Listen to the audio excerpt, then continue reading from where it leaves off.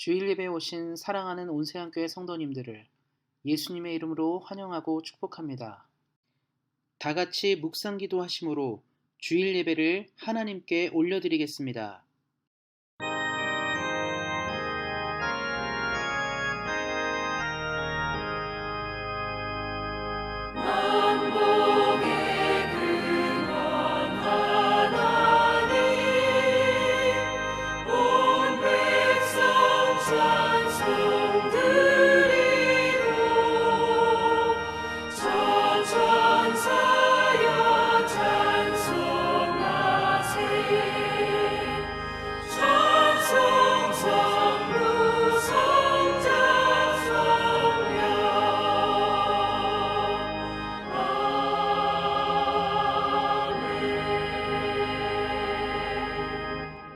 다 같이 사도신경 하심으로 신앙 고백 하나님께 올려드리겠습니다. 전능하사 천지를 만드신 하나님 아버지를 내가 믿사오며 그 외아들 우리 주 예수 그리스도를 믿사오니 이는 성령으로 잉태하사 동정녀 마리아에게 나시고 본디오 빌라도에게 고난을 받으사 십자가에 못 박혀 죽으시고 장사한 지 사흘 만에 죽은 자 가운데서 다시 살아나시며 하늘에 오르사 전능하신 하나님 우편에 앉아 계시다가 저리로서 산 자와 죽은 자를 심판하러 오시리라. 성령을 믿사오며 거룩한 공회와 성도가 서로 교통하는 것과 죄를 사하여 주시는 것과 몸이 다시 사는 것과 영원히 사는 것을 믿사옵나이다. 아멘. 교동문 41번 시편 97편 성시교독 하시겠습니다. 여호와께서 다스리시나니 땅은 즐거워하며 허다한 섬은 기뻐할지어다. 구름과 흑암이 그를 둘렀고 의와 공평이 그의 보좌의 기초로다. 불이 그의 앞에서 나와 사방의 대적들을 불사르시는도다. 그의 번개가 세계를 비추니 땅이 보고 떨었도다. 산들이 여호와의 앞 곧 온 땅의 주 앞에서 밀랍같이 녹았도다. 하늘이 그의 의를 선포하니 모든 백성이 그의 영광을 보았도다. 조각한 신상을 섬기며 허무한 것으로 자랑하는 자는 다 수치를 당할 것이라. 너희 신들아 여호와께 경배할지어다. 여호와여 시온이 주의 심판을 듣고 기뻐하며 유다의 딸들이 즐거워하였나이다. 여호와여 주는 온 땅이 지존하시고 모든 신들보다 위에 계시니이다. 여호와를 사랑하는 너희여 악을 미워하라. 그가 그의 성도의 영혼을 보존하사 악인의 손에서 건지시느니라. 의인을 위하여 빛을 뿌리고 마음이 정직한 자를 위하여 기쁨을 뿌리시는도다. 의인이여 너희는 여호와로 말미암아 기뻐하며 그의 거룩한 이름에 감사할지어다. 아멘. 다 같이 찬송가 32장 찬양하시겠습니다.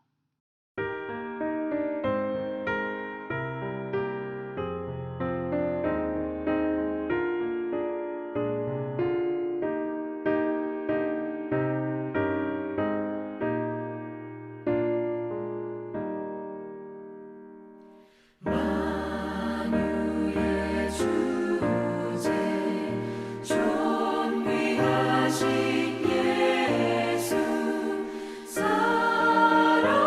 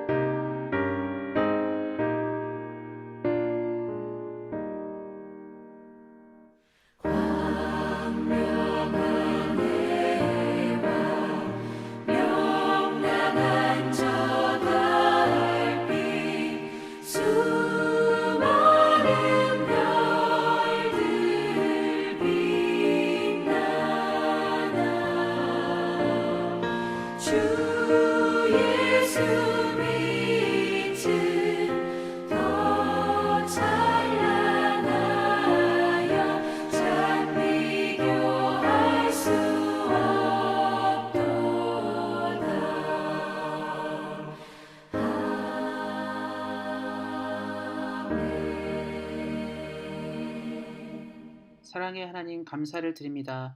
오늘도 은혜로운 주일을 허락하셔서 예배 가운데로 나오게 하신 하나님께 감사를 드립니다. 성령 하나님 예배를 드릴 때마다 우리를 인도하셔서 하나님을 만나게 하시고 우리 사랑하는 온수한교회 성도들이 날마다 성장하도록 도와주시기를 기도합니다. 사랑의 하나님, 우리가 한 주를 살면서 하나님을 실망시키거나 죄를 지은 것이 있다면 우리를 불쌍히 여겨 주셔서 용서하여 주시고 늘 정결하고 깨끗한 마음으로 하나님을 만나게 하여 주시기를 기도합니다. 5월은 만물이 생동하고 활력이 넘치는 계절입니다. 하지만 코로나로 인하여 여전히 걱정하고 염려하는 이 시대를 불쌍히 여겨주시고 또한 사랑하는 우리 성도들을 기억하여 주셔서 물질로나 건강으로나 고통하지 않게 도우시기를 기도합니다. 오늘 드려진 예배를 통하여 풍성한 은혜를 누리게 하시기를 기도합니다. 오늘 예배 가운데 함께 하실 하나님을 믿으며 우리 주 예수 그리스도의 이름으로 기도합니다. 아멘. 성경 봉독하시겠습니다. 다 같이 읽을 말씀은 신약 성경 344페이지 디모데후서 3장 1절부터 17절까지 말씀입니다. 신약 성경 344페이지 디모데후서 3장 1절부터 17절까지 말씀입니다. 너는 이것을 알라. 말세에 고통하는 때가 이르러 사람들이 자기를 사랑하며 돈을 사랑하며 자랑하며 교만하며 비방하며 부모를 거역하며 감사하지 아니하며 거룩하지 아니하며 부정하며 원통함을 풀지 아니하며 모함하며 절제하지 못하며 사나우며 선한 것을 좋아하지 아니하며 배신하며 조급하며 자만하며 쾌락을 사랑하기를 하나님 사랑하는 것보다 더하며 경건의 모양은 있으나 경건의 능력을 부인하는 자니 이 같은 자들에게서 내가 돌아서라. 그들 중에 남의 집에 가만히 들어가 어리석은 여자를 유인하는 자들이 있으니 그 여자는 죄를 중히 지고 여러 가지 욕심에 끌린 바 되어 항상 배우나 끝내 진리의 지식에 이를 수 없느니라. 얀네와 얀브레가 모세를 대적한 것 같이 그들도 진리를 대적하니 이 사람들은 그 마음이 부패한 자요 믿음에 관하여는 버림을 받은 자들이라. 그러나 그들이 더 나아가지 못할 것은 저 두 사람이 된 것과 같이 그들의 어리석음이 드러날 것임이라. 나의 교훈과 행실과 의향과 믿음과 오래 참음과 사랑과 인내와 악한 사람들과 속이는 자들은 더욱 악하여져서 속이기도 하고 속기도 하나니 그러나 너는 배우고 확신한 일에 거하라. 나는 내가 누구에게서 배운 것을 알며 또 어려서부터 성경을 알았나니 성경은 능히 너로 하여금 그리스도 예수 안에 있는 믿음으로 말미암아 구원에 이르는 지혜가 있게 하느니라. 모든 성경은 하나님의 감동으로 된 것으로 교훈과 책망과 바르게 함과 의로 교육하기에 유익하니 이는 하나님의 사람으로 온전하게 하며 모든 선한 일을 행할 능력을 갖추게 하려 함이라. 아멘. 기도하고 말씀드리도록 하겠습니다. 하나님 감사합니다. 오늘도 귀한 하루 주시고 하나님께 예배할 수 있도록 인도하신 하나님께 감사를 드립니다. 늘 예배를 드릴 때마다 하나님을 기억하는 우리 삶이 되게 하시고 은혜를 얻음으로 이 시대를 하나님의 뜻대로 살아가도록 함께 하시기를 위해 기도합니다. 말씀이 우리 삶에 심겨져 30배, 60배, 100배의 결실을 이루게 하시고 열매 있는 신앙인으로 하나님을 기쁘시게 하는 우리 모두 되도록 함께 하시기를 기도합니다. 지금은 말씀을 듣기 위해 있습니다. 말씀을 전하는 사람과 듣는 모든 사람에게 하나님의 은혜가 충만하게 임하기를 원하며 우리를 구원하신 우리 주 예수 그리스도의 이름으로 기도하였습니다. 아멘. 마지막 시대를 온전하게 살아가기라는 주제로 우리 함께 은혜를 나누고자 합니다. 말세라는 말을 종종 사용합니다. 환경오염의 문제로 지구가 고통하고 있으니까 지구에는 마지막 때가 가까웠다 이런 표현을 씁니다. 또한 많은 전쟁과 갈등들, 이 시대의 문제들이 마지막 때가 아니냐라고 흔히들 얘기하기도 합니다. 점점 우리가 사는 시대가 과거와는 달리 정말 끝을 향해 달려가는 것처럼 많이들 얘기합니다. 비단 기독교인 뿐만 아니라 기독교를 믿지 않는, 예수님을 믿지 않는 사람들도 시대의 마지막이 가까웠다고 얘기하게 됩니다. 특별히 환경운동 하시는 분들, 환경의 문제를 아시는 분들은요, 어떻게 얘기하냐면 마지막 종말의 시기가 가까웠다, 지구 종말 5분 전, 이런 표현을 종종 사용하기도 합니다. 마지막 때란 말은 그래서 예나 지금이나 굉장히 큰 스트레스라 생각하게 됩니다. 그러면 이 마지막 때, 말세라는 표현은 도대체 언제부터 시작된 것일까요? 성경의 표현을 보면 이 바울도 역시 이 디모데후서를 기록할 당시 바울이 마지막 때, 말세 이런 표현을 쓰게 되는데, 사실은 바울은 1세기 사람, AD 60년경에 64년, 5년 뭐 이쯤에 죽었다라는 순교했다는 얘기를 하기 때문에 굉장히 옛날 사람이죠. 지금이 21세기니까 2000년 전 사람입니다. 그런데 그때도 바울은 말세라 얘기하게 됩니다. 기독교인들에게 말세는 예수님이 승천하시고 재림하실 때까지의 기간을 말세라 부릅니다. 예수님이 하늘에 올라가신 이후부터 이 세대는, 이 역사는 이제 마지막을 향해 카운트다운이 시작됐기 때문입니다. 그래서 바울은 그 시대를 살면서 마지막 때라 생각하고 살았습니다. 그래서 마지막 때는 이렇게 살아야 된다. 그리고 마지막 때의 양상들을 설명하고 있죠. 이 말씀을 보시면 이 2절 말씀, 마지막 때에는 이런 일이 생긴다 하면서 이렇게 얘기합니다. 사람들이 자기를 사랑하며 돈을 사랑하며 자랑하며 교만하며 비방하며 부모를 거역하며 감사하지 아니하며 거룩하지 아니하며 무정하며 원통함을 풀지 아니하며 모함하며 절제하지 못하며 사나우며 선한 것을 좋아하지 아니하며 배신하며 조급하며 자만하며 쾌락을 사랑하기를 하나님 사랑하는 것보다 더하며 경건의 모양은 있으나 경건의 능력을 부인하니 이 같은 자들에게서 내가 돌아서라. 마지막 때는 사람들이 돈을 사랑하고 자신을 사랑하고 하나님을 사랑하는 모습보다는 자신의 스타일대로 신앙생활하는 경건의 껍데기만 있는 시대라고 얘기하게 됩니다. 그 밖에 뭐 여러 얘기들이 나오죠. 무정함, 원통함, 또 부모를 거역함. 우리 시대에 있는 문제가 이 시대에도 있다고 생각합니다. 과거나 지금이나 이러한 시대, 뭔가 이 하나님을 향한 시대가 아니라 자신을 향하고 세상이 점점 뭔가 의미 없는, 올바르지 못한 방향으로 흘러가는 이 마지막 때에 우리가 사는 시대도 그렇죠. 어떻게 살아가야 될까요? 우리가 흔히들 말하는 이 마지막 시기를 어떻게 살아야 될까요? 하나님을 믿는 사람으로 마지막 시대를 사는 방법들이 있습니다. 저는 그래서 마지막 시대에 나타나는 신앙의 유형의 사람들을 비교해보고 우리는 어떤 사람이 될 것인지, 어떠한 인생을 주로부터 살아야 하는지를 우리 함께 은혜를 나누고자 합니다. 먼저 성경은 가식적인 그리스도인을 얘기하고 있습니다. 경건의 모양은 있지만 경건의 능력을 믿지 않는 그리스도인. 5절 말씀을 한번 읽도록 하겠습니다. 경건의 모양은 있으나 경건의 능력은 부인하는 자니 이 같은 자들에게서 내가 돌아서라. 가식이란 말은 말과 행동을 거짓으로 치장했다는 것을 의미하게 됩니다. 우리는 그리스도입니다. 하늘과 땅을 지으신 하나님을 믿으며 예수님께서 우리를 구원하시고 다시 오심을 믿는 사람들입니다. 그리고 예수님께서 우리를 영원한 천국으로 인도할 것을 믿습니다. 그런데 마지막 때는 어떤 그리스도인들이 많냐면 믿는 척하는 사람이 많다는 거예요. 모양은 있습니다. 경건의 모양이 있어요. 성경책도 들고 다닙니다. 때에 따라서 기도도 합니다. 헌금도 하고요. 봉사도 하고 열심히 합니다. 그런데 이상하게 척은 있는데 알맹이가 없는 것이죠. 성경은 얘기하는 것이죠. 경건은 능력이 있다고 얘기합니다. 하나님을 섬기는 자에게는 하나님의 능력이 드러납니다. 하나님의 능력이 드러나지 않은 그리스도인이 증가한다는 것이죠. 과거의 기독교는 적은 인구로도, 아주 작은 인구로도 세상의 주목을 받는 집단들이었습니다. 초대교회의 로마인들이 기독교를 많이 박해했던 이유는 기독교가 사회의 암적인 존재가 될 것을 생각하기 때문이에요. 기독교인들이 서로 사랑하고 물건을 통용하고 격려하고 이런 분들, 신분제를 넘어서서 서로 존중하고 사랑하는 이런 모습들이 로마 정부에게는 믿겨지지 않은 일들이었습니다.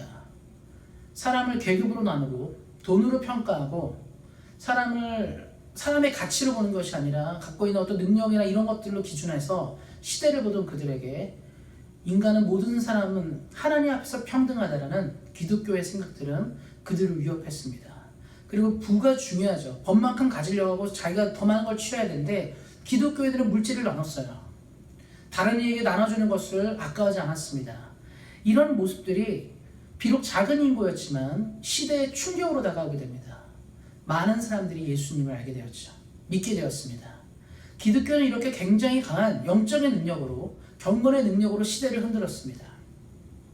그런데 지금 우리는 어떻습니까? 전 세계에서 가장 큰 종교, 많은 사람들이 믿는 종교는 우리가 다 믿고 있는 기독교입니다. 그런데 기독교를 믿는 사람은 참 많지만 세상은 점점 힘들어집니다. 많은 문제들이 발생해요. 기독교를 믿는 국가들의 부패도도 높고, 하나님을 믿는다고 말하지만 세상이 점점 어떻습니까? 하나님 믿는 것 같이 보이지 않습니다. 믿음의 바탕에서 세워진 많은 국가들도 이제는 믿음과 점점 멀어지는 가운데 있습니다. 모양은 있지만 충만한 것이죠. 어떤 일이 생깁니까? 하나님의 능력이 없기 때문에 그렇습니다. 그래서 바울이 그럽니다. 성경을 통해 말해요. 하나님 말씀하시는 거죠.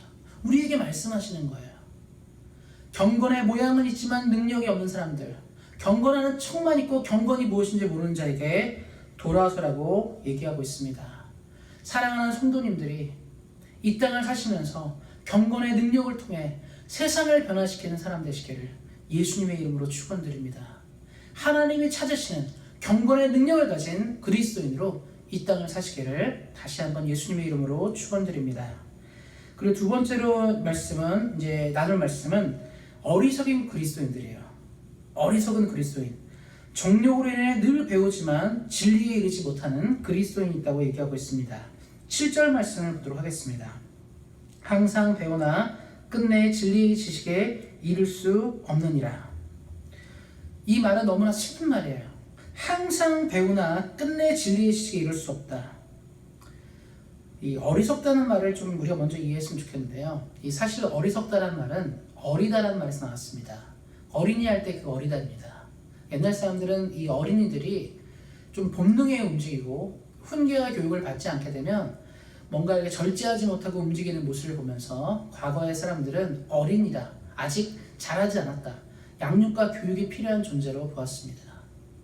그럼 어리석다는 것은 무엇이냐면 하나님이 주신 교훈대로 살아가지 않고 제멋대로 살아가는 사람을 말하게 돼요. 그러니까 뭔가 배우지만, 뭔가 배우는 것 같지만 이 어리석은 사람들은 뭐죠? 자기 뜻대로 사는 거예요. 아이들의 문제가 뭡니까? 공부하고 배운 대로 살지 못하고 자기 멋대로 하니까 부모에게도 혼나고 배우는 그렇게 계속 혼나는 거죠. 그러면서 이제 바꾸는 거지만 바로 그런 것을 얘기합니다. 어리석다는 건 그래서 뭔가 이렇게 배우고 나아가는 것이 아니라 본인의 뜻대로 사는 것을 얘기하는 것이죠. 신앙은 어른이 돼야 됩니다. 어린이로 남아서는 안 돼요. 순수함은 어린이로 남아야겠지만 근본적으로 우리는 이성이 자란 신앙이 되어야 합니다. 어린이처럼 정욕과 욕심에 끌려다니면 안 되게 됩니다.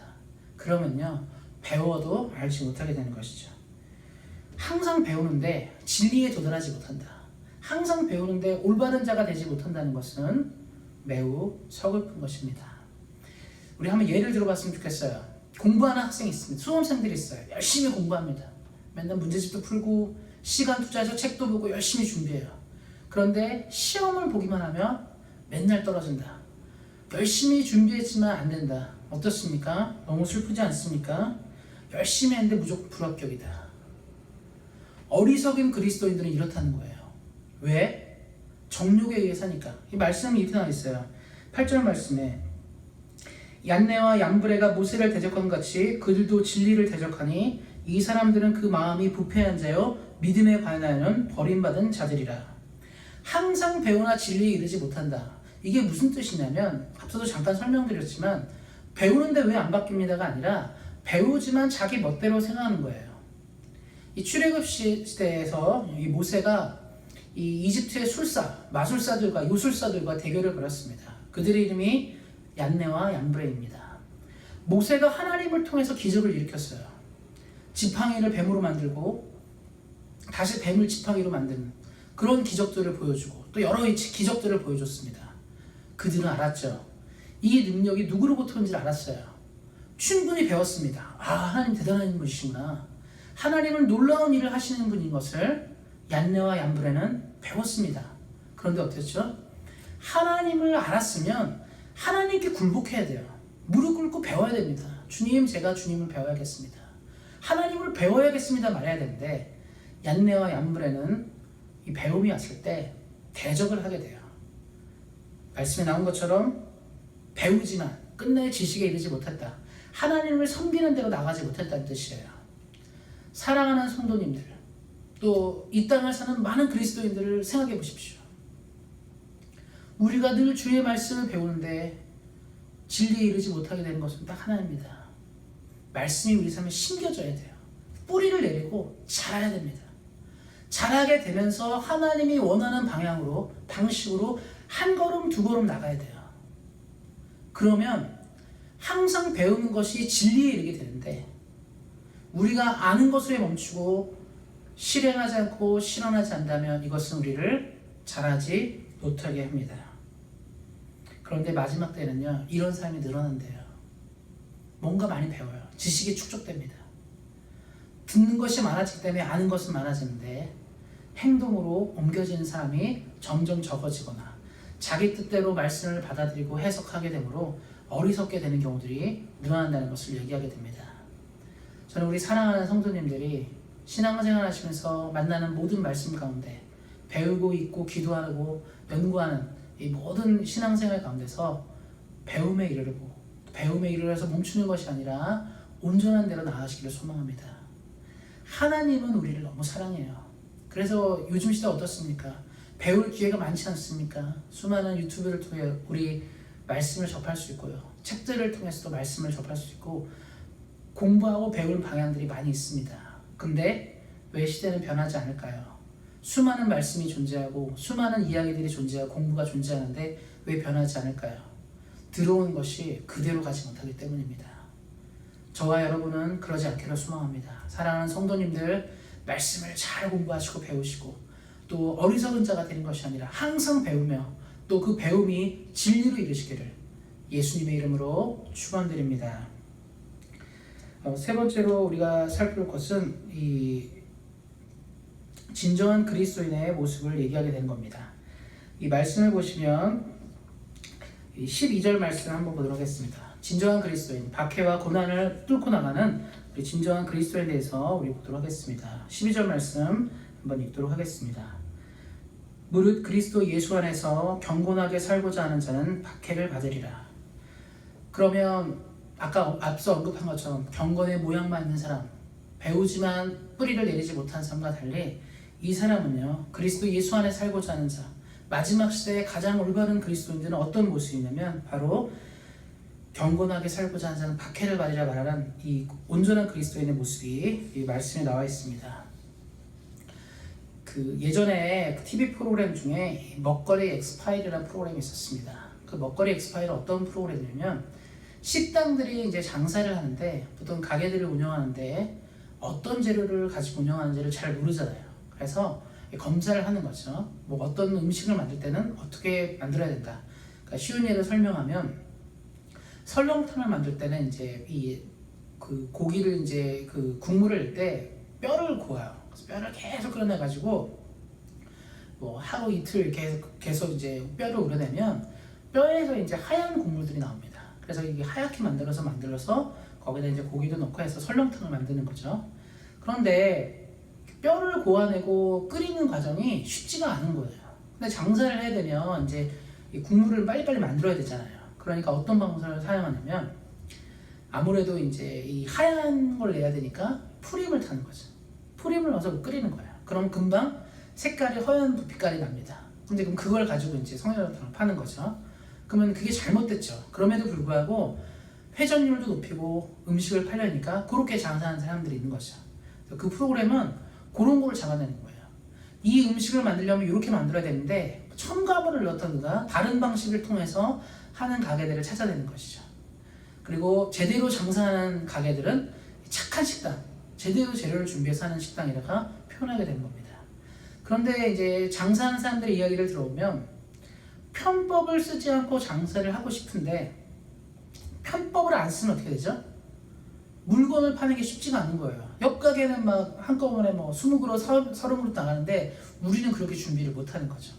단가는 어떻습니까? 가격도 틀린 거죠. 좀 더 비쌀 수밖에 없고요. 손해를 보는 겁니다.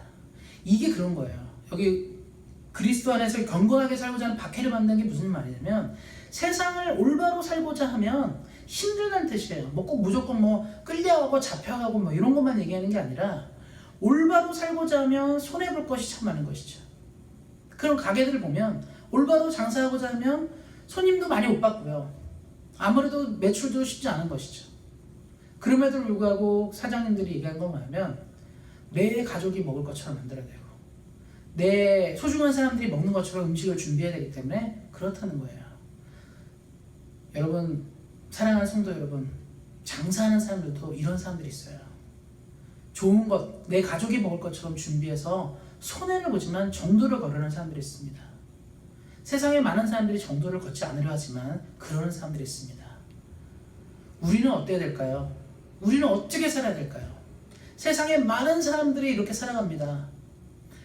하나님, 내가 살다 보니까 다들 조금씩 편법하며 살아가요. 조금씩 불법하며 살아갑니다. 이게 잘못된 겁니까? 다 그렇게 살아가잖아요. 이렇게 말할지 모르겠습니다. 그런데 성경이 그러죠.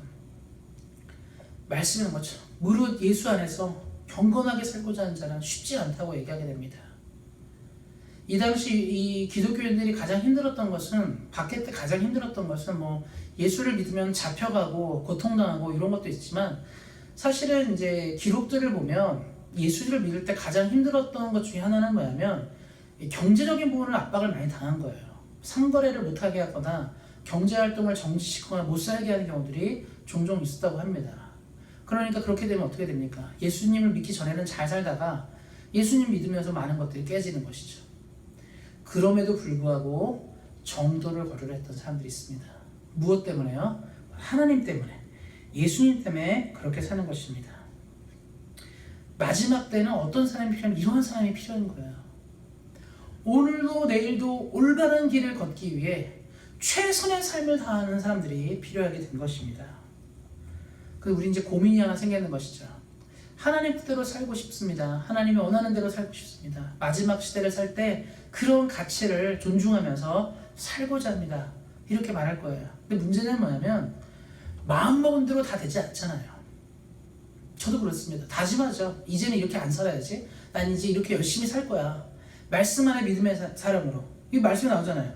그리스도 안에 경건하게 살아야겠다. 시대는 이렇지만 나는 하나님의 말씀을 잘 따라서 살아야겠다라는 다짐을 할 수 있습니다. 누구나 할 수 있어요. 매일매일 예배를 드릴 때마다, 말씀을 읽을 때마다, 기도할 때마다 우리는 그렇게 다짐하고 다짐할 수 있습니다. 그게 하나님이 원하는 거잖아요. 그게 하나님이 원하는 방식이기 때문에 우리는 충분히 그렇게 살 수 있습니다. 근데 어떻지? 현실은 그렇지가 않아요.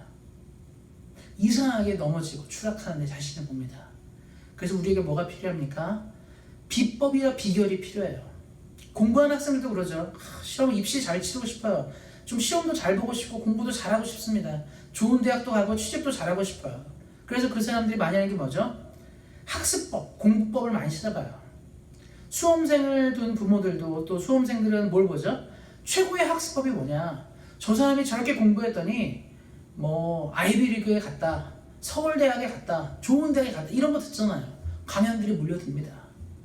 이렇게 공부했더니 공무원 패스했다, 뭐 사법고시 패스했다, 고시 패스했다, 이런 거 듣지 않습니까? 뭘 듣기 위해서요? 노하우요. 방법이죠. 우리는 알고 있어요. 열심히 공부하면 잘 될 거야. 어떻습니까? 실제로 그렇지가 않아요. 열심히 공부했는데 잘 안 되는 경우 너무 많습니다. 그래서 우리는 뭘 찾죠? 노하우, 방법을 찾는 거죠. 신앙도 그렇습니다. 경건하게 살고자 하는 그리스도인 되라. 그렇게 살게요. 하나님 뜻대로 사는 사람 되라. 네, 그렇게 살겠습니다. 근데 어떻죠? 잘 모르겠어요. 많이 듣는 것 같은데 방법도 모르겠고 비법도 모르겠고, 그러다 보니까 어떻죠? 좀 나가다가 되돌아오고, 좀 가다가 넘어지고 추락하고, 그것들이 우리들의 인생 아니겠습니까? 그래서 저는 우리 사랑하는 성도님들에게 방법을 좀 얘기해 보고 싶습니다. 그래서 이 본문 뒷부분이 너무 중요한데요. 14절부터 17절까지 말씀들은 이 방법에 대한 이야기들이 많이 등장하게 됩니다. 디모데후서 3장 14절에 이렇게 시작하고 있어요. 시대를 경건하게 살고자 하기 위해서, 올바른 사람이 되기 위해서, 올바른 신앙을 가진 사람으로 살기 위해서 뭐라고 말하고 있습니까? 디모데후서 3장 14절. 그러나 너는 배우고 확신한 일에 거하라. 배우고 확신한 일에 거하라라고 얘기하고 있습니다. 성경은 진정한 하나님의 사람이 되기 위해 배우고 확신한 일에 거하라고 얘기하고 있어요. 배우고 확신할 일이 무엇입니까? 우리가 이 질문이 필요해요. 그렇구나 하는 게 넘어가면 안 됩니다. 그게 무슨 말입니까? 배우고 확신한 일에 거한다. 배우고 확신한 일. 우리가 교회를 다니면서 믿음 생활하면서 수많이 배우고 확신했던 일에 거하라고 얘기하고 있습니다. 무엇에 거하라는 뜻이죠? 사실 이것은요, 말씀에 대한 것입니다. 말씀 없이는 사람이 절대로 변하지 않습니다. 말씀의 은혜 없이는 누구도 변화되지 못합니다. 역대 수많은 믿음의 선배들과 수많은 믿음의 발자취를 남겼던 사람들은요, 다 말씀을 통해 변화를 입었습니다. 사도 바울은 다메섹 도상에서 누구를 만났습니까? 예수님을 만났습니다. 예수님의 말씀을 만났어요. 그의 인생이 변화되어 복음의 박해자에서 복음의 전도자로 거듭났습니다. 어거스틴은 방탕한 삶을 살았습니다. 음란하고 이단에 빠졌고 계속적으로 복음보다는 뭔가 세상에 쾌락에 담겨졌던 인생을 살았습니다. 그런데 그가 로마서 말씀을 들었습니다. 로마서 말씀을 통해 낫과 같이 단정히 행하라는, 하나님의 사람처럼 행하라는 말씀을 듣고 그의 인생이 변화되었습니다. 이 어둠의 일을 벗고 빛으로 나오라는 말씀을 듣고 어거스틴은 참여하였고 그는 기독교 역사의 위대한 사상가로, 위대한 신학자로 남았습니다. 마르틴 루터는 사제로 있을 때 공허한 마음이 있었어요. 어떻게 살아야 되는지 모르겠습니다. 경건하게 살려고자 하는 마음들이 있었지만 방향을 몰랐을 때 하나님은 마르틴 루터에게 말씀하셨습니다. 로마서 말씀을 통해 오직 의인은 믿음으로 말미암아 살리라. 오직 의인은 믿음으로 살리라. 복음의 능력을 통해 믿음으로 살라는 말씀을 듣고 마르틴 루터는 회심하였습니다. 그런 말씀을 통해 변화되고 종교개혁의 기초를 놓는 위대한 사람이 됩니다. 그 밖에도 수많은 사람들이 말씀을 통해 변화를 입었습니다.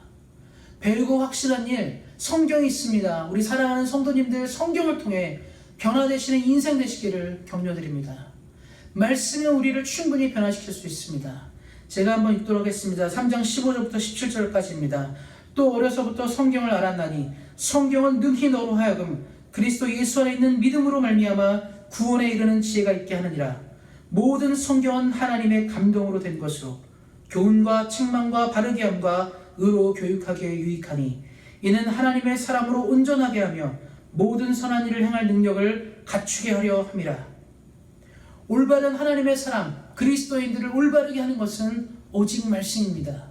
말씀이 우리 삶에 심겨져 우리를 변화시키는 것이죠. 하나님의 감동으로 된 그 말씀이 우리 삶에 들어와 구원에 이르는 지혜를 얻게 하고 어떻게 살 것인가를 고민하는 우리들에게 길들을 제시하게 될 것입니다. 예수님이 말씀하셨죠. 나는 길이요 진리요 생명이니 누구든지 나로 말미암지 않고는 아버지께로 올 자가 없다. 요한복음을 통해 말씀하신 이 말씀을 기억하시기 바랍니다. 하나님 어떻게 살아야 될까요? 어떤 것이 우리에게 대답이 될까요? 고민할 때 말씀하셨습니다. 예수님이 길이라고 말했는데요. 요한복음에는 예수님이 이렇게 말해요. 태초에 말씀이 계시니라. 바로 예수님이 태초의 말씀이라고 말합니다. 이 무슨 뜻입니까? 말씀 앞에 있는 삶은 예수님과 함께 가게 됩니다. 예수님과 함께 걷게 돼요. 변화를 얻게 되는 것이죠. 성경은 창세 이후로 지금까지 말씀 앞에 살고자 하는 자, 말씀을 듣고자 하는 자에게 언제나 대답했습니다. 지금 이 마지막 때를 사는 우리들에게도, 우리 사랑하는 성도님들에게도 성경은 충분한 대답이 될 수 있습니다. 너는 배우고 확신한 일에 거하라. 너는 말씀 안에 거하라. 말씀이 주는 은혜 가운데 거하라. 말씀으로 은혜 받기를 구하라. 말씀은 온전한 사람을 만든다. 모든 성경은 온전한 사람을 만들기에 부족함이 없다라고 얘기하고 있습니다. 마지막 때를 살아갈 때 그래서 필요한 필수품이 뭐죠? 한 가지. 바로 이 성경책입니다. 코로나 정부 가운데 있습니다. 그래서 필수품이 있죠. 손세정제, 마스크, 뭐 이런 것들이 필요합니다. 살아가기 위해서 필요한 거예요. 그래서 점점 마트에 갈 때 마스크를 안 하면 입장을 안 시키겠다. 그리고 전염되지 않게 집에 오면 꼭 손을 씻어라. 장갑을 껴라. 뭐 이런 얘기 많이 하지 않습니까? 왜 그렇죠? 살아남기 위해서 그래요. 그러면 이 마지막 시대에 살아남기 위해서 성경의 외침도 들어야 되지 않겠습니까? 썩어질 육체를 위해서도 우리는 이렇게 목숨 걸고 지켜가려 하는데요. 썩지 않고 영원한 영을 위해서, 영원한 삶을 위해서 우리는 필수품이 있습니까? 우리 삶을 세상의 바이러스로부터 막아줄 성경의 마스크가 있습니까? 성경의 장갑이 있습니까? 성경의 세정제가 있습니까? 우리에겐 이것이 필요합니다. 우리에겐 이것이 필요합니다. 마지막 때를 살기 위해 더욱더 필요합니다. 사랑하는 온수장교회 성도님들, 말씀을 맺고자 합니다. 우리 인생 가운데 꼭 하나를 선택하고 하나님이 원하는 것을 위해 살기 위해서 필요한 것이 무엇입니까? 경건의 능력을 가진 자들이 필요합니다. 경건의 모양을 버리고 능력을 가진 자가 필요합니다. 어떻게요? 말씀과 함께. 진리를 배우지만 진리에 이르지 못하는 사람들이 있습니다. 말씀의 가르침을 한 귀로 듣고 한 귀로 흘렸기 때문입니다. 우리는 그러한 사람들이 되면 안 됩니다. 마지막 때 그리스도의 모습으로 박해를 받으면서도 복음을 지켜가는 비결은 딱 한 가지. 오늘도 내일도 말씀입니다. 이 기간에 비록 예배당에 나오지 못하고 교회에 나오지 못하지만 목표를 정해서 성경을 통독해 보시기도 하고 말씀을 연구해 보시기도 하면서 신앙생활 하셨으면 좋겠습니다. 그래서 하나님이 원하는 뜻 가운데, 하나님이 원하는 온전한 삶을 이 시대 가운데 살기를 소망합니다. 사랑하는 성도님들의 인생 가운데 하나님은 오늘도 가장 좋은 카운셀러이고 가장 좋은 조언을 주시는 위대한 분이십니다. 그 주님과 함께 가심으로, 그 주님의 말씀에 귀를 기우심으로 늘 주로부터 큰 복을 얻고 승리하시는 우리 사랑하는 성도님들 되시기를 예수님의 이름으로 축원드립니다. 기도하겠습니다. 하나님, 오늘도 말씀하셨음에 감사합니다. 말씀을 통해 은혜를 허락하심에 감사를 드립니다. 매일매일의 삶 가운데 주님의 은혜를 가득가득 부어주셔서 말씀과 함께 승리하게 하시고 이 마지막 때를 말씀으로 인하여 온전히 살아가게 하여 주시옵소서. 하나님, 우리는 부족해서 어떻게 살아가는 것이 올바른지 모릅니다. 그때그때마다 함께하여 주셔서 가장 좋은 말씀을 우리에게 허락하여 주시고 좋은 길들을 내어 주시옵소서. 늘 주님과 함께 승리하기 원하며 늘 주님과 함께 이겨내기 원합니다. 가장 좋은 것을 주시는 하나님을 믿으며 우리 주 예수 그리스도의 이름으로 기도하였습니다. 아멘. 다 같이 찬송가 179장 찬양하시겠습니다.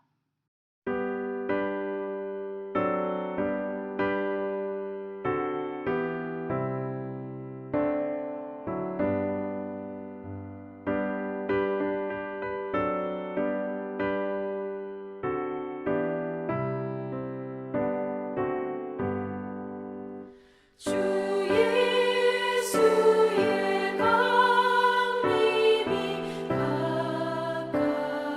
가까우니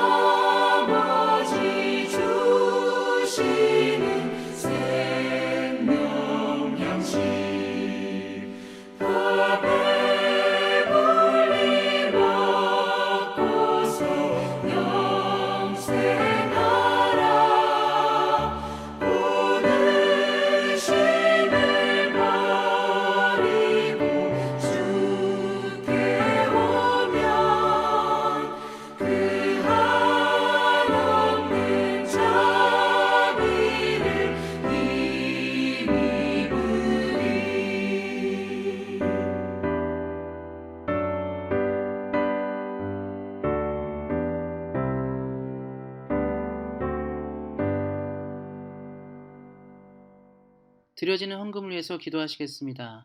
하나님 감사합니다. 우리에게 은혜를 허락하여 주셔서 하나님께 드릴 수 있는 것이 있도록 인도하심에 감사를 드립니다. 10의 1조와 감사의 물과 여러 가지 귀한 예물을 주님께 드립니다. 귀한 것을 드리는 손길마다 기억하여 주셔서 하늘의 아름다운 복과 땅의 기름진 복으로 함께 하시며 어디를 가고 무엇을 하든지 예수님의 능력으로 승리하는 우리 사랑하는 온세교회 성도님들 되도록 함께 하시기를 기도합니다. 날마다 물질을 드릴 수 있는 힘과 능력 주시고 믿음을 허락하여 주시옵소서. 귀한 것을 통하여 하나님께 영광 돌리게 하여 주시고 하나님께 드려진 귀한 예물이 하나님 나라에 귀하게 사용되도록 함께하여 주시옵소서. 우리에게 귀한 능력을 허락하신 하나님께 감사하며 우리 주 예수 그리스도의 이름으로 기도하였습니다. 아멘. 광고를 말씀드리겠습니다. 첫째, 각 가정에서 예배하는 모든 성도님들께 하나님의 은혜가 넘치시기를 축복합니다. 둘째, 코로나 바이러스로 인해 교회 예배를 5월 30일까지 연장 휴회합니다. 기억하여 주시기 바랍니다. 셋째, 온라인 주일 예배를 오후 2시에서 오전 11시로 변경합니다. 잘 기억하시기 바랍니다. 넷째, 정성으로 드린 헌금은 잘 모아두셨다가 함께 모일 때 드리시겠습니다. 다섯째, 설교자와 구역장께서는 구역원들의 사정을 돌아보시고 도움이 필요한 분들이 계시면 당회에 알려주시기 바랍니다. 여섯째, 지난 3월 22일부터 5월 3일까지의 헌금은 별지를 참조하시기 바랍니다. 감사합니다. 찬송가 171장 다 같이 찬양하시겠습니다.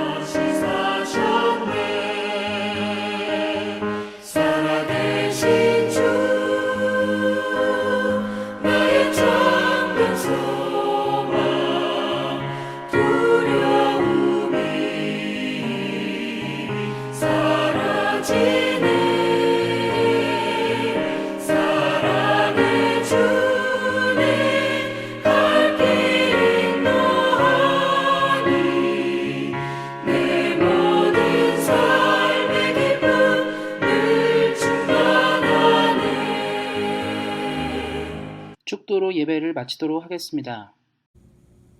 이제는 우리 주 예수 그리스도의 은혜와 하나님 아버지의 그 크신 사랑과 성령의 교통하심이 마지막 때를 온전한 그리스도로 살기 원하는 사랑하는 온세교회 성도님들 머리 위에, 이들의 가정과 자녀와 사업과 일터 위에, 사랑하는 조국 대한민국과 캐나다 위에 이제로부터 영원토록 함께 하시기를 간절히 축원하옵나이다. 아멘.